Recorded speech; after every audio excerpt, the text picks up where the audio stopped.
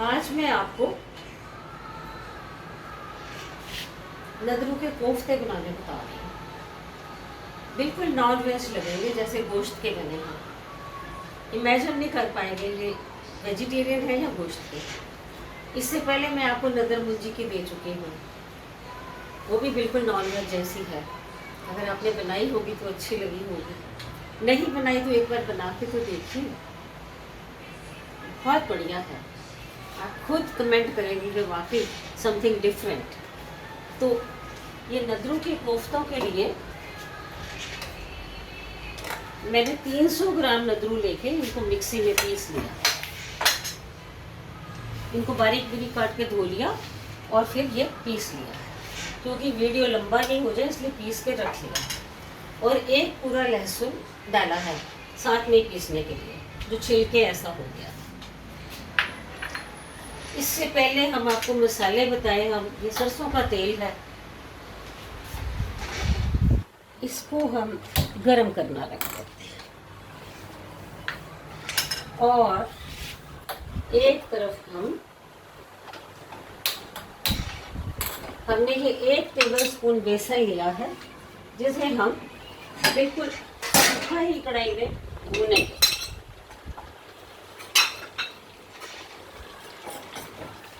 Slow ये भून रहा है, कोई बात नहीं। हम इसमें डालेंगे 1 चम्मच नमक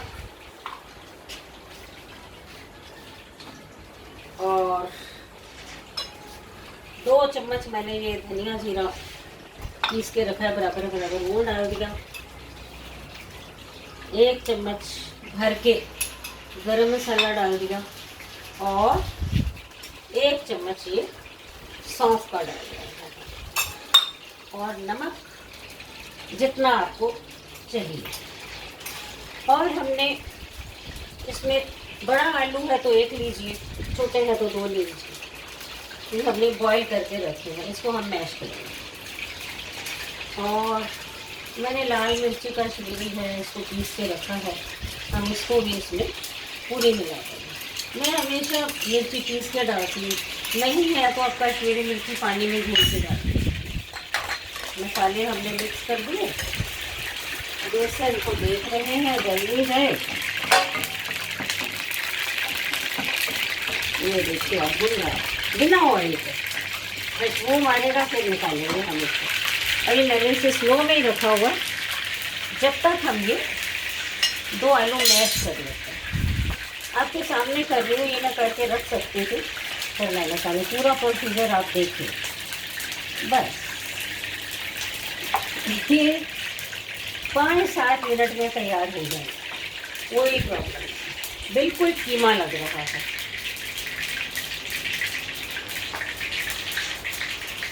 आपको नदरू की यखनी की रेसिपी भी दूंगी,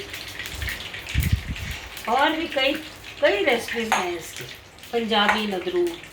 चलिए ये हो गया, इसको हम स्लो करते हैं और बेसन को थोड़ा तेज आंच करके भून लेते हैं। अगर हम भून के बेसन डालेंगे उसका टेस्ट अलग आएगा, कच्चा डालेंगे तो नहीं आएगा। भून के ही वो नॉन वेज की लुक देता है और टेस्ट देता है। ये 1 टेबलस्पून हमने भर के लिया है 300 ग्राम नदरू में। हालांकि मैं घर में तो अंदाज से ही बना लेती हूँ। ये सारी रेसिपी मैंने अपनी मदर से सीखी है।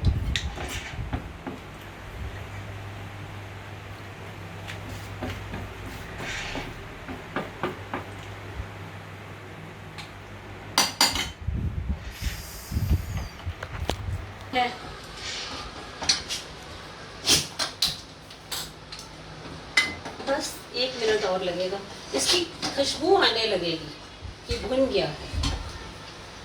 इसको मैंने स्लो पे रख दिया है।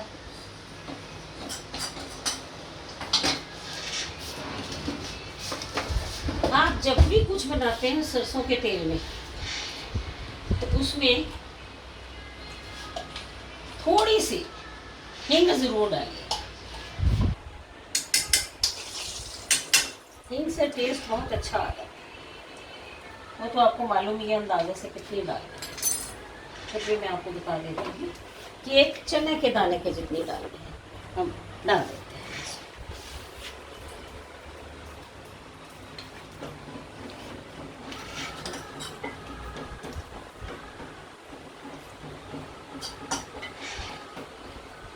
अब थोड़ी थोड़ी खुशबू आनी शुरू हो गई है, बढ़िया। ये हमने गैस बंद कर दिया है और इसको हम इसी में डाल दें। आप इसे स्नैक्स में बनाइए। आज हम कोफ्ते बना रहे हैं, कोफ्ता करी भी बहुत अच्छी बनती है, नेक्स्ट कभी आपको बताएंगे। आप कोफ्तों की जो भी शेप चाहे दे सकते हैं। बस बाकी क्या काम रह गया है, कुछ भी नहीं, इनको फ्राई करना है हमें। ये जो आप देख रहे हैं, ये मेरे अपने पॉन्ड में से निकले हैं, पतले पतले। तो बहुत अच्छी फ्लेवर आ रही है बिना तले ही। वाह क्या खुशबू है।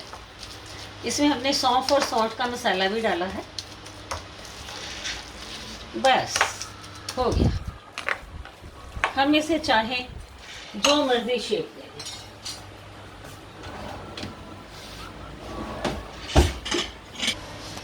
मैंने एक पतला सा बेलन लिया है। अगर आप कबाब की शेप देना चाहते हैं तो वो काफ़ी बड़े बनेंगे। मैं आपको आइडिया दे रही हूँ। क्या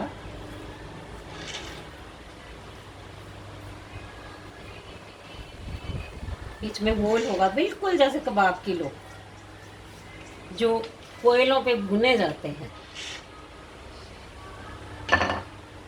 ये हमने डाल दिया। अरे गैस बंद हो गया।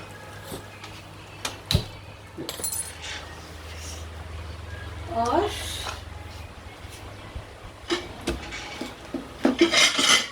जब तक ये एक होता है, आपको शेप्स बता रही हूँ, आप जैसी चाहे बना लें।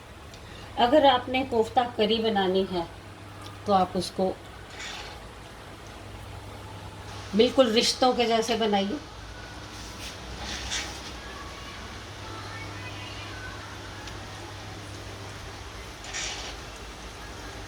बहुत कम वक्त में बनता है, ये मालूम ही नहीं पड़ेगा कब पीसे और कब बन गए।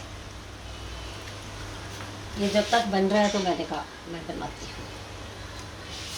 दूसरी शेप जैसे आपने स्नैक्स में देने हैं वो भी मैं आपको भी बताऊंगी। कैसी भी शेप आप दे सकते हैं। ये अच्छा, जैसे रेशमी कबाब, ये शेप।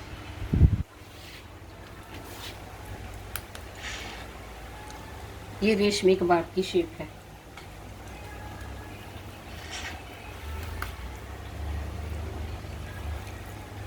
तीन 300 ग्राम में आप देख लीजिए, काफ़ी बन जाते हैं।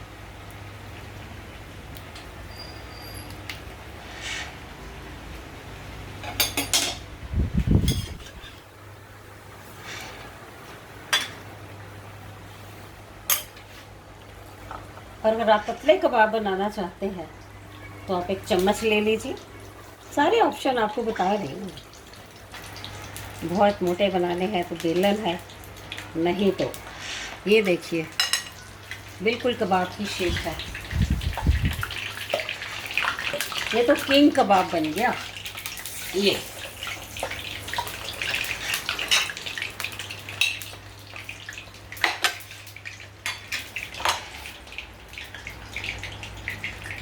पतला चम्मच है तो मटेरियल तो वही है, पर प्रेजेंटेशन का मज़ा अलग है ना। प्रेजेंटेशन अच्छी हो तो भूख ज़्यादा चमक जाती है।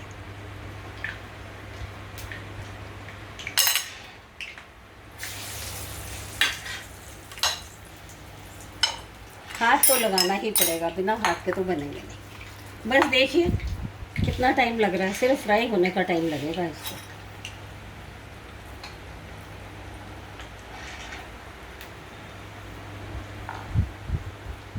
बाइंडिंग के लिए थोड़ा बेसन और आलू डाला है। आपकी मर्जी, अगर आप एक आलू डालना चाहते हैं तो एक डालिए।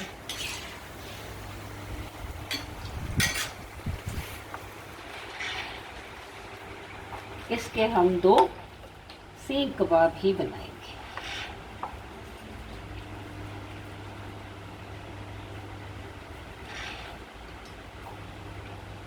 कहवे के साथ लीजिए, चाय के साथ लीजिए, आपकी मर्जी है। ये हो चुके हैं और बस हो गया काम खत्म।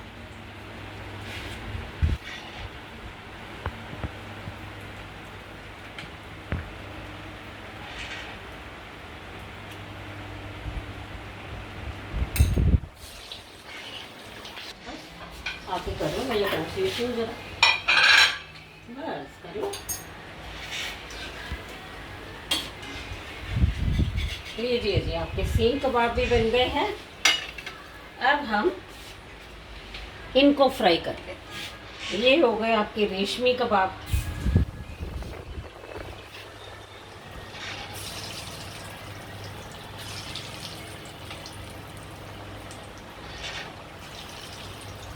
बहुत ज़्यादा ऑयल मत डालिए, ये ऑयल 1 या 2 बार यूज़ करके टॉक्सिक हो जाता है, फिर मैं इसको यूज़ नहीं करती। तो ये आपके, अगर आपने कबाब करी बनानी है तो उसमें ये शेप अच्छी लगेगी।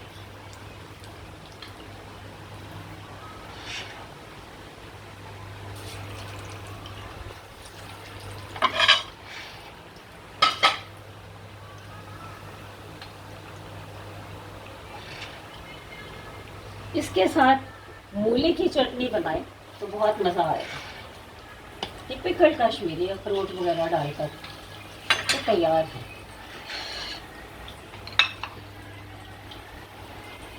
ये आपके सीख कबाब हैं, देखिए बिल्कुल गोल है वैसे ही। ये आपका किंग कबाब है, इसे आप काट के दे सकते हैं छोटे पीसों में।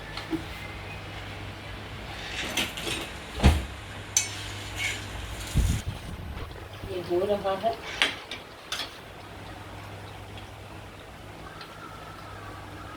इसे आप ऐसे सर्व कर सकते हैं, देखिए बाकायदा बिल्कुल सीख कबाब।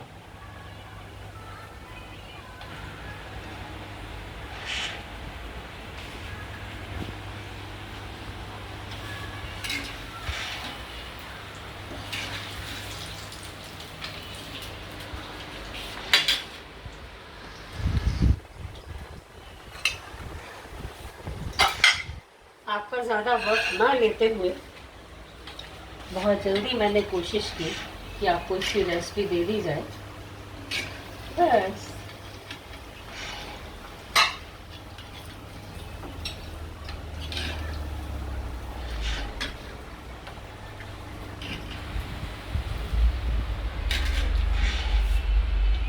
ये आपके रेशमी कबाब, ये आपके सीख कबाब, और ये आपके अगर करी बनानी है उसकी। हो गया।